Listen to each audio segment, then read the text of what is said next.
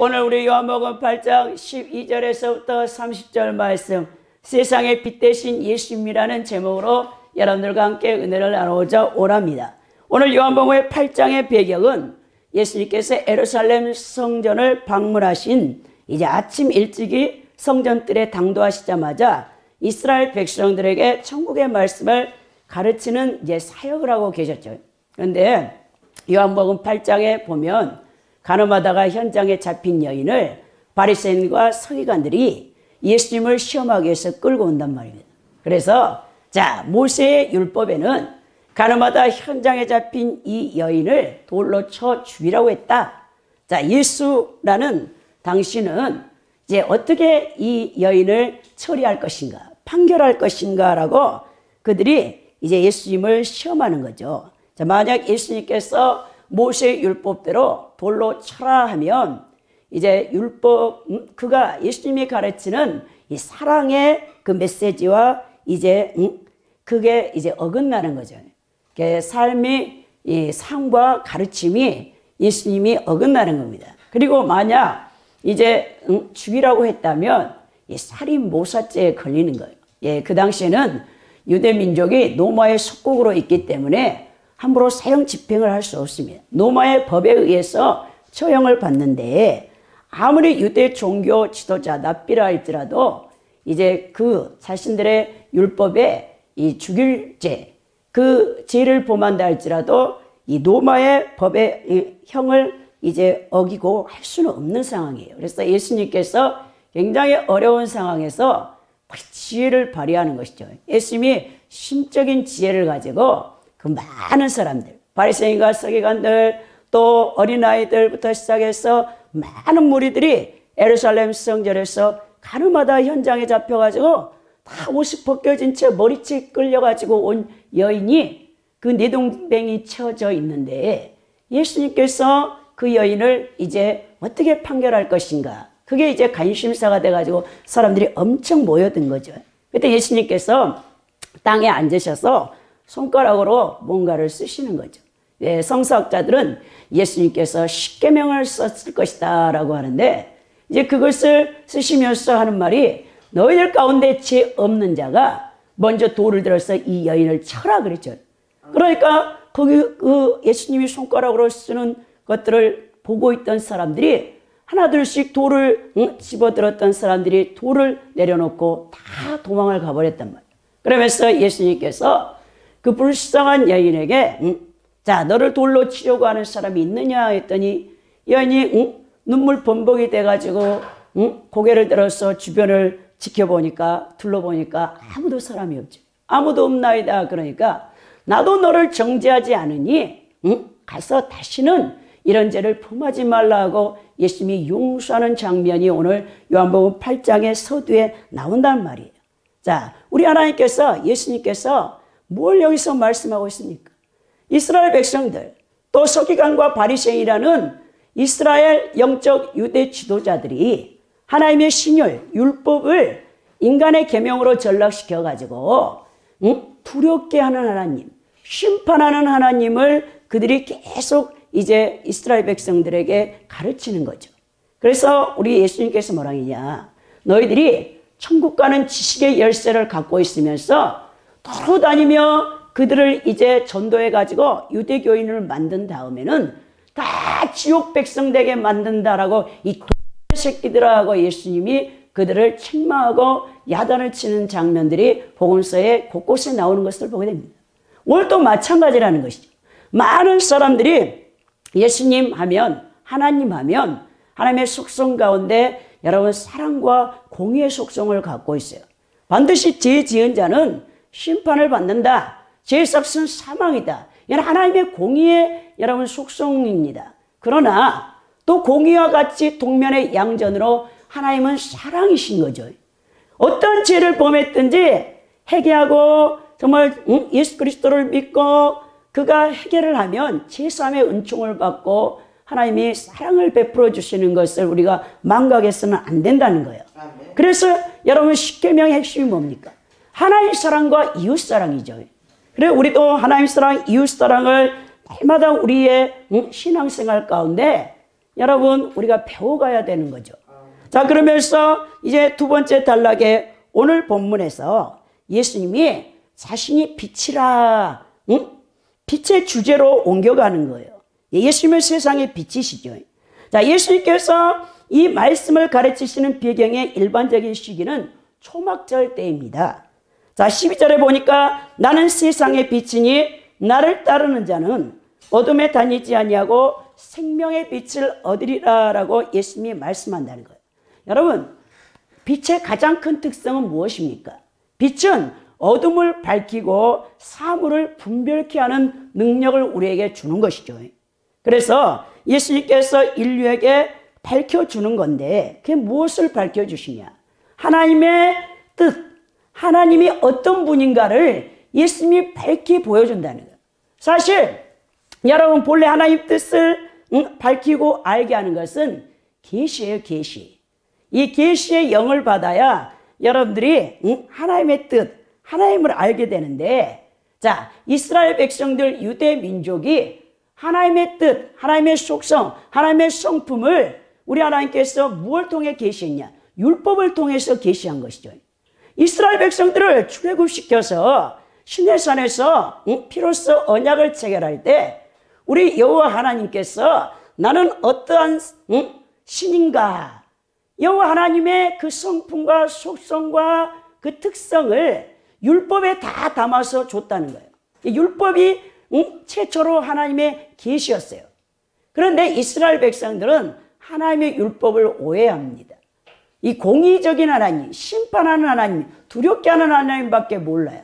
그래서 행위로서 그 율법을 범하지 않으면 자신들이 하나님의 말씀을 다 지켰다고 착각하고 있는 것을 보게 되는데, 우리 하나님께서 그 율법 속에 사랑의 하나님, 구약에서 하나님의 사랑은 헤세드라는 단어로 표현됩니다. 이 헤세드는 인애와 자비와 긍휼과 사랑이에요. 예수님께서 그 사랑의 하나님을 분명히 보여주는 건데, 자, 요한복음 3장 16절에 보면 하나님의 세상을 이처럼 사랑하사 독생자를 주셨으니 이는 저를 믿는 자마다 멸망하지 않고 영생을 얻게 하려 하심이라 그랬죠. 자, 십자가에서 예수 그리스도께서 하나님의 사랑과 공의를 충족시켰던 것을 보게 됩니다. 자, 우리 요한복음에 보면 나는 뭐뭐다라는 표현으로 예수님이 당신 자신이 하나님이다, 신성을 드러내는 부분이 나오는데, 요한복음의 7가지의 표현인 에고에임이라는 나는 뭐뭐다, 이 표현이 나옵니다. 이 표현은 출애굽기 3장 14절에서 모세를 소명할 때 나는 스스로 있는 자이니라 라고 말씀하신 거죠. 하나님의 영원성, 하나님의 무한성, 하나님의 편재성, 이 하나님의 속성 가운데 이 자존자다, 창조자다, 나는 피조물이 아니다라는 나는 뭐뭐다, 스스로 있는 자라, 히브리어로는 아나하야락에서 나는 뭐뭐다라는 뜻인데, 이 표현이 동일하게 요한복음의 예수 그리스도가 바로 하나님이라는 표현으로 에고에이미가 나오는데 7가지 표현에 나옵니다. 나는 생명의 떡이니라, 요한복음 6장 35절에서 말씀하셨고, 나는 세상의 빛이라, 오늘 본문인 요한복음 8장 12절에서 말씀하시고, 나는 양의 문이다, 요한복음 10장 7절에서 말씀하시며, 나는 선한 목자다, 요한복음 10장 11절에, 나는 부활이요 생명이다, 요한복음 11장 25절에서, 또 나는 길이요 진리요 생명이라, 요한복음 14장 6절에서 말씀하셨고, 나는 참 포도나무라, 요한복음 15장 1절에서 바로 예수님의 신성을 드러내는 나는 무엇이다, 이 에고에임이라는 표현이 나옵니다. 오늘 그 부분의 하나로서 나는 세상의 빛이라 라고 오늘 요한복음 8장 10절에 말씀하는데, 예수님께서 요한복음 7장 37절에서 38절에 자신을 생수의 근원이라고 선언하시면서 오늘 본문에서는 이 초막절 축제 기간에 있는 행사와 밀접한 관련이 있는 당신이 세상의 빛이라는 말씀을 하고 있습니다. 오늘 이 말씀은 예수님께서 이 교훈을 주실 때 초막절기가 끝나는 바로 직후였어요. 초막절에는 수전절과 유사하게 햇불로서 온 예루살렘 도시를 밝히는 행사가 있었어요. 예수님께서는 이날 아침 일찍 성전에 나가셨으므로 이 말씀을 선포하실 때 동력 하늘에서 붉은 태양이 떠오르고 있었습니다. 자, 사람들이 태양빛을 볼 때, 야, 어둠을 밝히는 이 태양, 하나님이 창조하신 피조물 가운데 인간이 가장 우러러 보이고 또 숭배하는 피조물이 태양이죠. 그래, 우리나라 같은 경우는 이제 매년 1월 1일만 되면 여러분 종동진의 해돋이를 보러 간다. 해를 보고 올 한 해를 새롭게 한다. 이런 마음을 인간들이 갖고 있는데, 자, 예수님께서 자, 동력 하늘에서 태양이 찬란하게 떠오르는데 그 예루살렘에 모여있는 사람들에게 나는 세상의 빛이라 라고 말씀하셨단 말이에요. 이 뜻은 무엇이냐? 예수님 당시에 실제로 있었던 초막절 의식이 있었는데 예루살렘 성전에 여인의 뜰이 있습니다. 거기에 4개의 황금 촛대를 밝히는 의식이 있었어요. 젊은 제사장이 사다리에 올라가서 황금 촛대에 점화함으로 온 예루살렘을 빛으로 밝히는 상징을 나타내고 있었는데 이 뜻은 무엇을 이제 나타내고 있느냐? 이스라엘 백성들이 430년 동안 바로 애굽의 이 노예로 잡혀 있다가 모세를 통해서 출애굽했을 때 그들을 광야로 인도했던 성령께서 밤에는 불기둥으로 낮에는 구름기둥으로 그들을 인도했던 그 놀라운 하나님의 은총을 상징하고 있었어요. 유대 백성들은 다시 초막절의 촛불을 밝히면서 사실 로마의 속국 아래서 해방시킬 정치적인 메시아를 그들이 간절히 원하면서 구원의 빛 대신 예수님을 기다리고 있었을 것입니다. 예수님께서는 이스라엘 백성들에게 나는 세상의 빛이라 하시면서 자신이 너희들이 기다리는 메시아임을 분명히 밝히고 있는 거예요. 자, 빛 대신 예수님은 사망과 죄의 어둠의 세력을 물리쳐 하나님의 자녀를 사단으로부터 보호하여 천국에 이르기까지 빛을 빛으로써 자신을 나타내는 것입니다. 그러므로 요한이 요한복음 서론에서 요한복음 1장 4절에 9절에서 묘사했듯이 빛은 어둠을 정복하는 힘을 갖고 있는 것이죠. 즉, 빛 대신 예수님은 인간의 무지와 거짓을 정복하며 인간의 죄와 부패를 몰아내고 죽음의 밤을 정복함으로 하나님의 진리와 거룩과 축복을 세상에 나타내셨던 것을 보게 됩니다.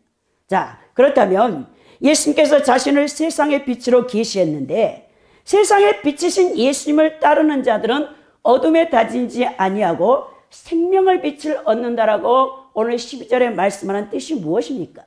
자, 예수님 자신은 세상의 빛이다. 세상을 밝혀준다.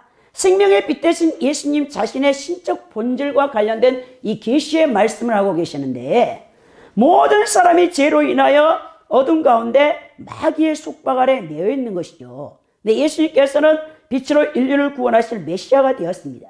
그렇다면 우리 사람들, 이제 예수를 따르는 자들도 빛이 되어라 라는 말씀이에요. 어둠에 더 이상 있지 않는다라는 뜻인데 죄악의 어둠에 차여 길을 찾지 못하는 인류를 구원하신 예수 그리스도, 그분을 믿는 자들에게 이 생명, 영생을 얻게 하신다라고 말씀하는데, 그럼 영생을 얻은 자, 생명을 얻은 자는 예수님을 따라가야 하는데 예수님을 따른다는 뜻이 무엇입니까? 여기서 나를 따르는 자는 생명의 빛을 얻으리라 했어요. 자, 생명의 빛을 얻기 위하여는 우리 성도들 개개인의 결단을 내려서 예수님을 따라가야 하는 것을 보게 됩니다. 예수님을 따르는데 지속적으로 따라가야 된다는 것이죠. 한번 따르고 여러분들이 예수님을 따르지 않으면 안 된다는 뜻이에요. 여기에 따르다라는 뜻은 함께 길에 서 있다라는 뜻이에요. 바로 예수님을 전적으로 신뢰하며 믿고 함께 길을 걷는 삶의 동반자가 된다는 의미를 갖고 있습니다. 자, 영생을 얻기 위해서는 바로 이와 같이 예수님과 동행하는 삶의 자세가 요구된다는 것이죠. 근데 많은 잘못된 신학의 틀을 갖고 있는 이 목회자들과 이 신학자들이 지금 현대 21세기의 기독교인들을 예수님을 따르지 못하게 하고 지옥 가게 만든다는 것을 여러분 알고 있어야 된다는 거예요. 주님을 따른다는 것은 구체적으로 어떤 의미입니까? 이 따르다는 이 아콜루데이라는 헬라어 언어가 쓰였는데 이 뜻의 첫 뜻은 뭐냐? 군인이 지휘관을 따르는 경우에 쓰이는 말이에요. 자, 군인이 지휘관, 대대장을 따라가는 거예요. 여러분, 전쟁이 났는데 이 군대에서는 이제 그 자리에서 직사 이제 총으로 죽일 수 있는 거죠. 지휘관의 말을 곧 법입니다. 이 전쟁에는 그래요. 그런데 우리가 예수님을 따른다는 말이 바로 이런 말이라는 거예요. 만왕의 왕이신 주님께 복종하고 그분의 말씀에 순종하고 실천하는 생활을 해야 된다. 절대적으로 우리의 지휘관인, 우리의 왕인 예수님을 따라야 된다. 복종해야 된다. 그 명령에 순종해야 된다는 뜻입니다. 그래야 하나님의 보호를 받고 주님과 친근하게 되는 복을 얻게 되는 거예요. 다음으로 이 따른다라는 이 아콜루데이의 뜻은 무엇이냐? 노예가 주인의 뒤를 따르는 경우에 사용됐다는 거예요. 여러분, 이 로마의 속국으로 있었던 유대 민족들은 노예가 어떤 상태인가를 알았을까? 여러분, 그 로마가 엄청난 전 세계를 제패할 때 이 로마의 시의 3분의 2가 다 노예예요. 이 노예들의 특징이 뭐냐? 신발을 신지 않아요. 말을 할 수가 없습니다. 짐승과 함께 잠을 자는 거죠. 그런데 이 노예는 주인이 생사여탈권을 갖고 있는 거예요. 마찬가지라는 거예요. 우리가 예수님을 따르는데 어떻게 해야 되냐? 주인을 따라가는 노예가 돼야 노예. 바울 사도가 서신서에 항상 서두에 뭐라고 쓰냐? 나 예수 그리스도의 종 바울은 그랬죠. 이 종이라는 둘로스라는 뜻은 노예. 노예는요, 여러분 주인의 말에 죽을 수도 있고 살 수도 있어요. 주인이 생사여탈권을 갖고 있는 거예요. 근데 우리가 이제 예수님을 믿었으면 예수님의 노예가 됐어요. 이제 살아도 주를 위하여 살고 죽어도 주를 위하여 죽는 것입니다. 이게 종이 된 거죠. 이제 나의 삶이 아니야. 그러면 이 종은 주인의 말을 잘 들으면 여러분들의 삶을 누가 책임져 줍니까? 주인이 책임져 주는 거죠. 여러분들이 이제 살려고 바둥바둥 할 필요가 없어요. 이방의 불신자들처럼, 예수를 모르는 비기독교인들처럼 여러분들이 땀을 흘려서 일해서 노력해서 먹고 사는 거, 모든 사람들이 이 세상에 와서 예수님을 모르는 사람들은 육신을 갖고 있기 때문에 무엇을 먹을까 마실까 입을까 염려하며 천정긍긍하며 일생을 그렇게 살다가 가는 거예요. 그런데 우리 예수 믿는 사람들은 이제 우리를 죽인 그 고난도 예수님께 있고 우리를 이 땅에 살려두시는 것도 예수님께 있기 때문에 사실 예수님만 믿으면 예수님이 여러분들의 다 삶을 책임져 주는 거예요. 예, 주인의 말을 잘 들어야 되겠죠. 종이 되어가지고 노예가 되어가지고 예수님 말을 듣지 않으니까 여러분들이 고통을 받고 있는 거예요.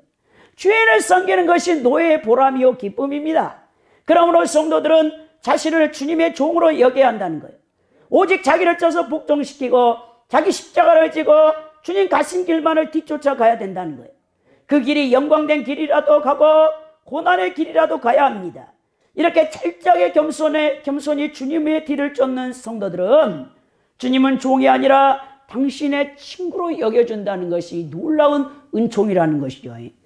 주님의 말씀을 절대적인 법으로 여기고 주님의 계명을 가장 귀한 진리와 가치관으로 믿고 그 명령대로 살아야 된다는 거예요.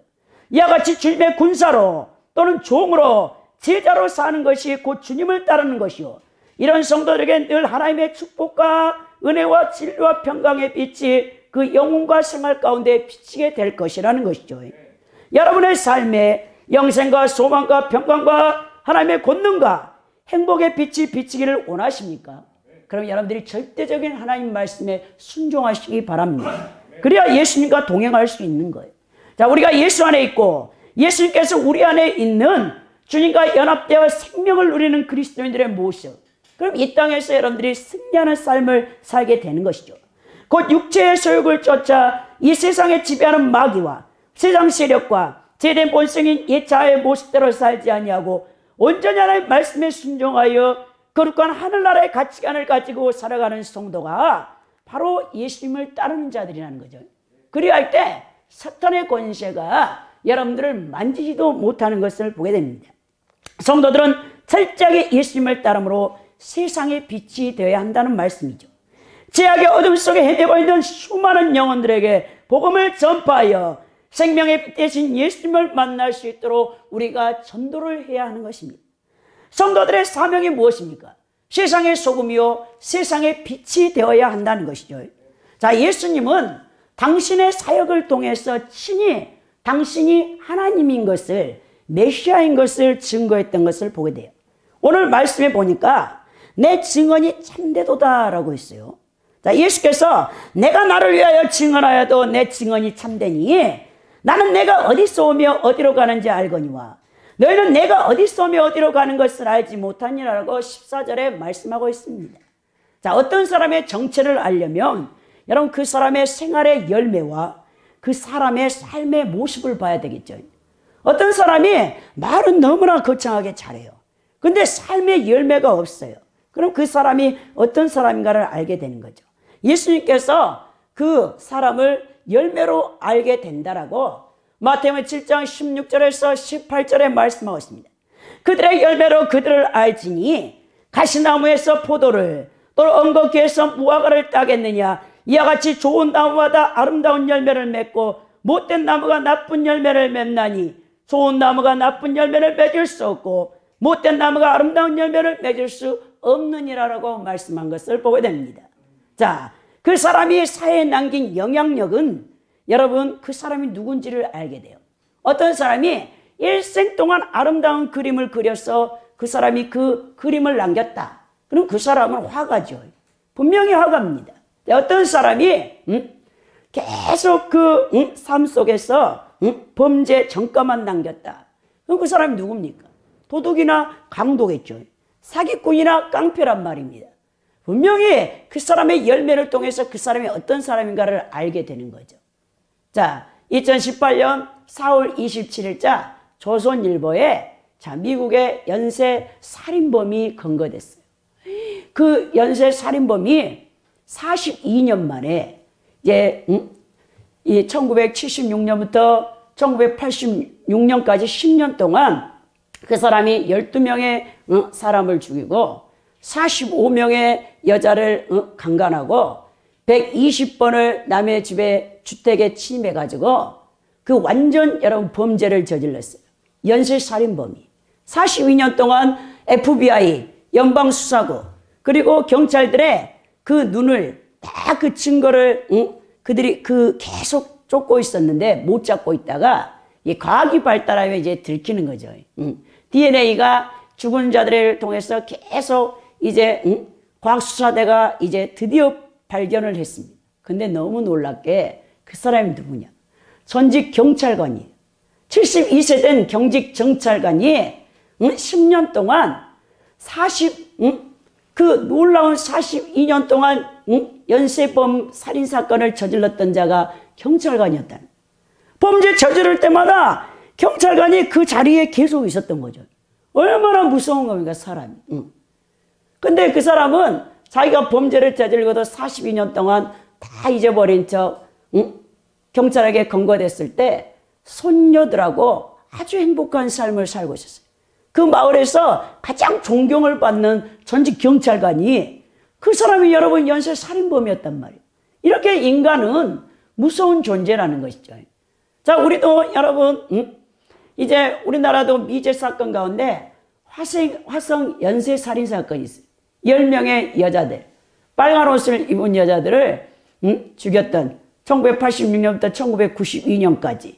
근데 그 제가 연쇄 살인범에 대해서 좀 기사를 훑어봤더니 이 한 사람이 8명을 죽였고 또 이제 2사람은 다른 사람이 죽였고 그 우리나라에 10명 죽였던 연쇄 이 살인범들은 3명이 이제 2명은 모방해서 한 거라더라고요. 아직 미제 사건이죠. 여러분들이 만약에 경찰이 딱 된다. 경찰 시험을 봐가지고 딱 이제 첫 배지를 달다. 그러면 가장 먼저 뭘 보여주냐. 연쇄 살인사건, 화성 연쇄 살인사건을 쫙 프로젝트로 보여준다는 거예요. 제 친구가 경찰관이라서 제가 그 얘기를 들었어요. 자기가 이제 경찰 공무원 시험을 봐가지고 여경으로 합격해가지고 가장 먼저 이제 교육연수원에 갔더니 화성 연쇄 살인 사건 착착착착 그 10명 죽은 사람들 아주 잔인하게 죽였죠. 그게 아직도 미제 사건이어가지고 그걸 보여준다 그러더라고요. 우리나라 아직 못 잡았어요. 근데 미국은 42년 만에 근거가 된 것을 보입니다. 이 사람 뭡니까? 경찰 제복을 입고 경찰관이었는데 사실은 범죄자 중에 범죄자였죠. 자, 그 사람의 열매를 통해서 우리가 그 사람의 삶을 보는 것을 보게 됩니다. 예수님께서는 당신 자신이 사람들의 죄를 사해줄 수 있는 분임을 기적과 표적을 통해서 분명히 보여줬죠. 날 때부터 소경된 자를 고쳐주시고, 여러분 난치병, 불치병, 나병 환자들을 말씀 한마디로 고쳐주시는 것을 보게 됩니다. 또 예수님께서는 여러분 창조주세요. 자연 만물을 다스리는 것이죠. 여러분 바닷물을 바람과 바다를 말씀 한마디로 꾸짖어서 잠잠케 하는 것을 보게 된다는 거예요. 그러니까 그걸 보고 야 사람들이 이가 도대체 누구간데 바람과 바다도 한마디에 복종하는가 하면서 깜짝 놀라는 것이죠. 예수님께서는 사람들이 지각할 수 없는 영적 세계의 지식인 천국에 대해서, 지옥에 대해서, 영생과 부활을 자신의 죽음과 부활을 통해서 직접 보여주신 분이에요. 예수께서는 누구의 증언도 필요 없이 자신이 행하신 기적, 표적을 통해서 당신이 하나님이심을, 메시아임을 분명히 증언하고 있는 것을 보게 됩니다. 근데 바리새인들은 너의 증인은 거짓이다. 어떻게 그렇게 될 수 있냐라면서 믿지 않아요. 너희 아버지가 누군데 하니까 자기 육신의 아버지 요셉을 얘기하고 있겠죠. 갈릴리에 가장 비천한 데서 태어난 예수님, 30년 동안 공생의 시작 전에 몫으로 있던 예수님, 그들의 눈은 어두워 영적 지도자인 바리새인과 서기관들은 메시아를 기다리고 있으면서도 그 영적인 무지와 그 영적으로 듣지 못하는 길을 갖고 있어요. 영적으로 소경된 자였기 때문에 예수님을 못 알아보는 것이죠.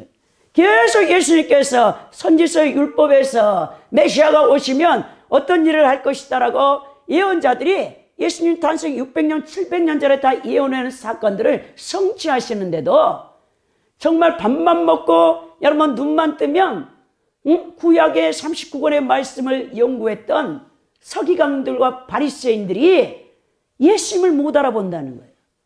그래서 예수님께서 내가 누구의 증언을 받을 필요도 없이 내 자신이 메시아다, 하나님이다, 그러면서 계속해서 표적과 기적을 보여주는 것을 보게 됩니다. 오늘날도 마찬가지죠. 우리가 그리스도에 대해서 모르는 사람 없어요. 그런데 성령께서 역사하지 않으면, 여러분들의 이 무지를 밝히지 않으시면, 감화감동하지 않으면 여러분들이 예수님이 어떤 분인가를 몰라요. 그렇게 많이 예수님을 듣고 예수님에 대해서 이 성경을 통해서 읽어도 여러분 묵상해도 예수님이 누군가를 몰라요. 그래 어떤 사람들은 뭐합니까? 4대 성인 가운데 한 명이다. 우리가 감히 따라갈 수 없는 도덕적인 윤리적인 선생이다. 그렇게 예수님을 치부해버리고 만다는 거예요. 자신의 구원자로 자신의 죄를 사할 수 있는 하나님으로 여러분 예수님을 받아들이지 않는단 말이에요. 얼마나 이 안타까운 일입니까? 너희는 나를 알지 못하고 내 아버지도 알지 못한도다. 나를 알았더라면 내 아버지도 알았으리라고 예수님이 19절에 말씀하는 걸 보게 됩니다. 이게 무슨 말입니까? 바리새인들에게 너희들은 그렇게 많은 구약의 율법을 눈만 뜨면 암송하고 그 말씀을 읽고 묵상하면서도 내가 누군지를 모르는구나 그러는 거죠. 왜냐? 예수님과 우리 성부 하나님은 하나 아닙니까? 삼위일체 되신 하나님, 예수 그리스도를 통하여서 하나님이 어떠한 분인가, 구약의 율법에 계시된 하나님이 어떠한 분인가를 분명히 보여주고 있는데도 그들은 예수님을 알지 못하는 것이죠. 여러분들이 예수님을 통해서 성부 하나님을 알게 되는데, 여러분 예수님을 지식적으로만 아는 자는 하나님이 어떤 분이라는 걸 죽었다 깨어나도 알지 못해요. 자, 그래서 여러분들이 우리 하나님의 말씀을 붙잡고 교제를 통해서 이제 하나님과 친밀한 관계가 돼야 돼. 예수님과 친밀한 관계가 될 때 하나님이 어떠한 분인가, 하나님의 분명한 뜻과 하나님의 그 속성을, 성품을 분명하게 알게 되는 것이죠. 예수님 뭐랍니까? 빌립이라는 제자가 3년 6개월 동안 공생애 가운데 예수님을 쫓아다니고 동고동락하면서 예수님이 행하신 표적과 기적들을 다 보면서도 예수님이 어떤 분인가를 몰라요. 그러면서 예수님, 하나님을 좀 보여주십시오 그래요. 그러니까 예수님이 뭐랍니까? 빌리바, 네가 이렇게 오랜 동안 나와 함께 동고동락하면서 하나님이 어떤 분인가를 알지 못하느냐? 나를 본 자는 하나님을 본 것이다 그랬죠. 여러분들이 아직도 하나님이 어디 있냐고 하는 어리석은 자가 되어서는 안 되는 겁니다. 분명한 신구약의 말씀을 통해서, 특별히 사복음서를 통해서 예수님이 하나님을 보여주고 있는 겁니다. 여러분들이 예수님을 아는 것은 성부 하나님을 밝히 아는 거예요. 근데 예수님을 통해서 하나님을 만나지 못하는 자는 여전히 하나님을 찾다가 자기 죄에 빠져서 죽는 거예요. 이게 바리새인들과 서기관들이 범했던 죄들이란 말입니다. 여러분들이 정말 하나님을 알고 싶습니까? 여러분 사복음서를 묵상하십시오. 예수님이 뭘 가르치셨는가? 그분이 무엇을 보여줬는가? 그리고 그분이 여러분들에게 무엇을 원하고 계시는가? 바로 예수님이 하나님이기 때문에 여러분들이 예수님을 통해서 성부 하나님을 만나게 되는 것이죠. 더 나아가 여러분 예수님을 밝히 알려주는 분이 누구냐? 성령님께서 밝히 여러분들을 알려주는 거예요. 성령님께서는 로마서에 바울 사도가 그랬죠. 하나님의 깊은 것까지라도 통달하신다고 했어요. 여러분들 하나님의 뜻이 무엇입니까? 많은 사람들이 저에게 전화를 해갖고 목사님 다 이제 뜻을 모르겠다. 하나님의 뜻을 모르겠다. 왜 하나님의 뜻을 모릅니까? 예수 그리스도를 통해서 예수님과 친밀하게 교제하게 되면 하나님의 뜻이 무엇인가 밝히 다 알려주는데 왜 하나님의 뜻을 모른다는지 서로 이해할 수가 없는 거죠. 여러분들 하나님의 뜻은 밝히 보여주고 있어요. 성경을 통해서 다 말씀하고 있어요. 하나님이 하라는 것은 하고 하지 말라는 것은 안 하면 되는 거죠. 계명을 지키면 여러분들이 하나님의 뜻을 다 이루고 가는 거예요. 그럼 성령께서 여러분들에게 역사해서 이 땅에서 능히 승리하게 해주는 것을 보게 됩니다. 누군가 상대방을 알려면 그 상대방은 교제를 해봐야 돼. 인격 대 인격으로 야 소문만 들어가지고 그 사람을 압니까? 여러분 사람은 겪어봐야 아는 거예요. 야 그 사람 좋다는데 뭐 사람들에게 소문을 들었어. 근데 내가 실제로 그 사람을 겪어보니까 그 사람이 좋은 사람이 아니야. 겉에서는 사람 눈을 의식하면서 야 겉으로는 여러분 다 위장하고 있어. 속을 보니까 그 사람이 좋은 사람이 아니야. 교제를 통해서 아는 거죠. 직접 그 사람과 교제해봐야 그 사람의 성품과 사상과 취향과 성격과 가치관을 알 수 있는 것처럼, 그러므로 인간이 그리스도를 통해 하나님을 알려면 그리스도의 교제가 필수적인 거 아닙니까? 바리새인들처럼 눈앞에 메시아이신 예수님을 보고도 예수님을 섬기지 않고 따르지 않는다면 하나님이 알 길이 없다는 거예요. 하나님과 잘 아는 사이가 되어야 되는 것이죠. 여러분 그래야 천국, 구원, 곧 영생과 풍성한 축복도 누리게 됩니다. 그러기 위해서는 그리스도와 더욱더 하나가 되는 생활, 더욱 깊은 교제 생활을 하며 주님 말씀에 절대적인 순종이 있어야 된다는 것이죠. 여러분 예수님이 그럼 뭐랍니까? 바리새인들 보고 너희는 너희 죄 가운데 죽게 된다 그랬어요. 그리고 내가 가는 곳을 너희들은 오지도 못한다. 21절에 말씀하고 있는 겁니다. 이 말씀 속에는 고난과 죽음, 부활, 승천 등 예수님의 사역과 관련되어 있는 말씀이란 말이에요. 예수님께서는 승계하셔서 하나님 나라 천국에 가셔서 하나님 우편 보좌에 지금 앉아 계십니다. 유대인들과 바리새인들은 초림하실 때 메시아를 대망하며 노마의 속국 아래서 참고 견디며 살아가고 있었죠. 그들의 메시아를 기다리면서도 자신들 눈앞에서 표적과 기적을 통해 구약의 율법과 선지서 예언이 되어 있던 메시아를 알아보지 못하고 결국 예수님을 따르지 않냐고 믿지 않기 때문에 구원받지 못하는 거예요. 그들은 결코 천국에 들어가지 못하는 것을 보게 됩니다. 여러분 영적 분별력이 없던 유대인들은 예수님이 성부 하나님께서 자신에게 부여하신 십자가의 죽음을 통하여 구속사역을 완성하시고 다시 부활하여 승천하신 후에도 여전히 예수께서 구약에서 예언된 메시아임을 깨달지 못하고 다른 메시아를 기다리고 있는 것을 보게 되는 것이죠. 여러분 우리가 이처럼 하나님의 말씀을 생명의 말씀으로 은혜의 말씀으로 받아들여서 진실로 예수 그리스도가 우리의 구원자가 되어야 되는 것이죠. 자, 예수님께서는 이 세상에 속한 분이 아닙니다. 23절에 보니까 예수께서 이르시되 너희는 아래에서 났고 나는 위에서 났으며 너는 이 세상에 속하였고 나는 이 세상에 속하지 아니하였다라고 말씀하고 있는 것을 보게 되죠. 자, 인류의 조상 아담이 타락한 이래 그 후로 모든 죄악 가운데 출생하여 이 죄악된 세상에 속한 자가 되었으므로 거룩한 성령으로 잉태된 예수님만이 죄와 조금도 없는 분입니다. 예수님 이 세상에 속한 분이 아닙니다.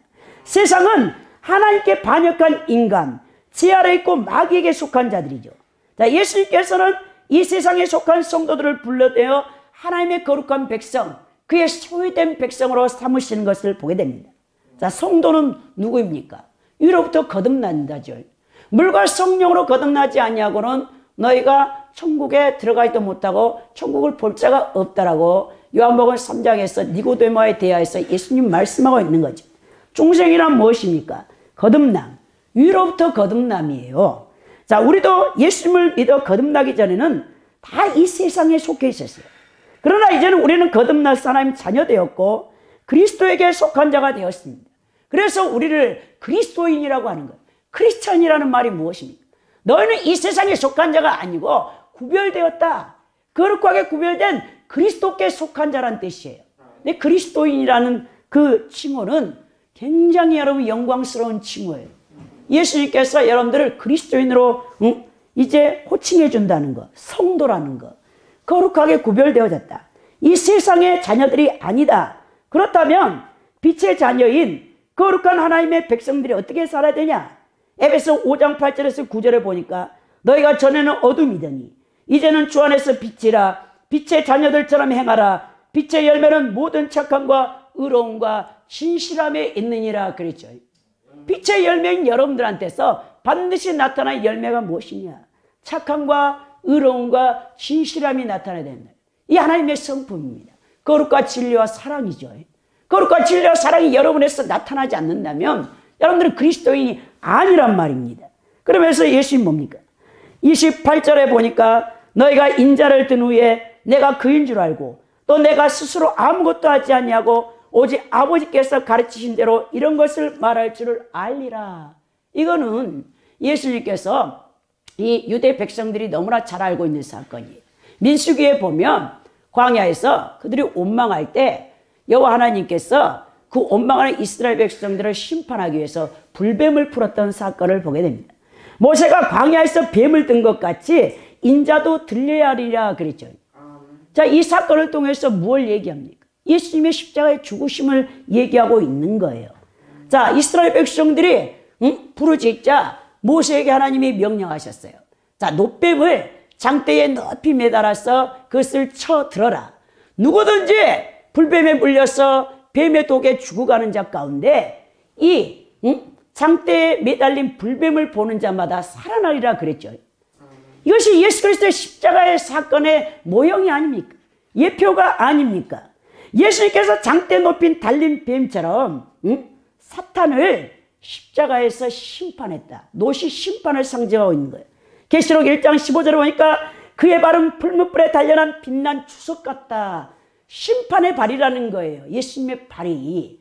그러니까 뱀을 광야에서 원망불평하는 이스라엘 백성들이 여러분 원망불평할 때 사탄 마귀가 여러분들을 주변에서 역사해가지고 여러분들을 고통스럽게 해요. 그때 예수님께서 뱀을 심판해요. 놋뱀을 다르라 그랬죠. 십자가에서 예수님이 그 피를 흘리셔야 인류의 죄를 대속할 수 있다는 그 말씀이었단 말입니다. 자, 예수님께서는 바리새인들에게 자신이 죄인들을 대신하여 십자가에 달려 대속이생을 치를 것이요 그 후에는 영광스러운 하나님 보좌 우편으로 승천하실 것을 말씀하고 있는데도 깨달지를 못하는 것이죠. 자, 그러면서 결론적으로 우리 예수님 뭐랍니까? 나를 보내신 이가 나와 함께 하시도다. 나는 항상 그가 기뻐한 일을 행함으로 나를 혼자 두니 아니하셨다라고 29절에 말씀하고 있습니다. 여러분, 우리 하나님께서 여러분들과 함께 하려면 여러분들이 예수님처럼 살아야 돼요. 하나님이 기뻐하는 일을 행해야 됩니다. 하나님이 기뻐하는 일이 무엇이냐? 하나님의 계명을 지키는 것이 하나님을 기뻐하는 일이죠. 자, 예수님께서 항상 하나님의 계명을 지킴으로 하나님께서 기뻐하시는 거예요. 그러면서 그분의 뜻에 맞기 때문에 우리 하나님께서 성령의 권능으로 예수님과 함께 하셨고 위로를 베풀어 주시는 것을 보게 됩니다. 그래서 예수님 하시는 모든 일에 영광을 받으시는 것을 보게 됩니다. 하나님 아버지께서 예수님과 항상 함께 하셨습니다. 그리스도를 본받는 자인 성도들이 항상 힘써 추구해야 할 것이 무엇입니까? 하나님께 기쁨이 되는 일, 곧 그분의 뜻에 맞는 일을 해야 된다는 것. 하나님 마음에 드는 일, 곧 하나님께서 인정하시고 칭찬하시는 일을 해야 하는 것이죠. 여러분, 이 세상은 잠시 잠깐이면 갑니다. 100년 안에 여기 남아있는 사람들이 없어요. 그럼 우리가 예수님을 믿고 저 천국을 향해서 가는데 이제 남은 삶은 하나님의 뜻대로 살다 가야 되겠죠. 하나님이 기뻐하시고 하나님이 칭찬하실 만한 일들을 행해야 되겠죠. 자, 사람은 외모를 보고 판단하지만 우리 하나님은 중심을 보고 있어요. 여러분들의 중심을 보는 것을 보게 됩니다. 여러분, 하나님의 마음에 드는 일을 하시기 바랍니다. 자, 하나님의 풍성한 은혜는 성도들의 사실 충성과 비례하는 것을 보게 돼요. 여러분, 충성의 그릇이 커야 하나님의 은혜도 풍성하게 받는 법이에요. 그리스도를 영접하고 신앙생활을 하면서도 하나님의 은혜와 축복 생활 속에서 체험을 못하는 성도들은 내가 하나님 앞에 지금 충성되이 하나님의 계명을 따르고 있는가? 예수 그리스도를 따르고 있는가? 하나님을 기쁘시게 하고 있는가? 자신의 신앙을 점검해 봐야 된다는 것이죠. 여러분들이 만약 하나님을 기쁘시게 하는 일을 한다면, 하나님의 계명을 지킨다면 하나님의 도우심과 위로와 평강이 위로부터 여러분들의 또 여러분 뱃속으로부터 넘쳐날 것입니다. 자, 예수님의 순종하는 모습을 통해 여러분 예수님이 말씀을 선포할 때 수많은 자들이 오늘 회개하고 예수님 앞에 돌아와 구원받는 이 결론이 있었어요. 30절에 보니까 많은 자들이 그리스도 앞에 돌아와서 예수를 믿게 됐더라. 예수님이 하나님을 기쁘시게 하는 일, 계명을 지켜 순종하니까 성령께서 예수님에게 권세와 능력을 주실 때 말씀을 선포하며 천국 복음을 전할 때 많은 자들이 주께로 돌아오는 역사. 여러분, 우리도 이런 놀라운 은혜가 우리와 함께 할 줄 믿습니다. 결론적으로 세상의 빛, 생명의 근원 되신 예수님을 온전히 신뢰하며 따르는 세상의 빛이 되는 그리스도인이 되어야 된다는 것이죠. 장대에 높이 달리신 예수님의 십자가의 대속의 은총을 여러분들의 삶으로 증언을 해야 된다. 말로만 전도하는 것이 아니고 삶의 열매를 통해서 거룩과 진리의 사랑의 열매가 나타나므로 여러분들을 통해서 많은 자들이 주께로 돌아오는 거룩한 역사 있기를 예수 그리스도 이름으로 축원드립니다.